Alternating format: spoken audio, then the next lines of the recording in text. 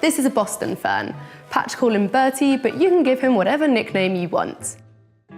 Ferns are one of my absolute favourites. I just think they're so beautiful, and they're also a plant that can be really tolerant for those places in your home you might not normally think about putting a plant. Ferns are great for bathrooms, for instance. This is because they come from areas of woodland where there's not much light and there's an awful lot of moisture in the air. So they're great for spots like that. If you did want to keep them in your living room or maybe your office, then Bertie or Boston ferns, they're pretty tolerant, so they will put up with less moisture. But if they're not getting quite enough humidity in the air, they will tell you. This is when the leaves go crispy or dry and maybe start falling off altogether. That's a sign you need to amp up the humidity, so get your mister out and give it a little spray.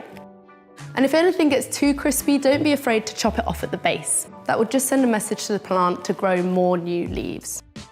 Ferns are also brilliant air purifiers. They're great at removing benzene and formaldehyde from the air, and they're the toxins that are brought in by our home furnishings and also by cleaning products. And so if you have a fern around, then it's just going to restore things to a nice healthy balance.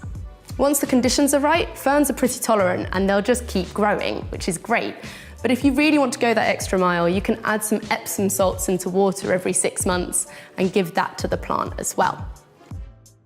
Learning about humidity is a kind of crucial part of your houseplant armoury, and so it's worth learning about it properly.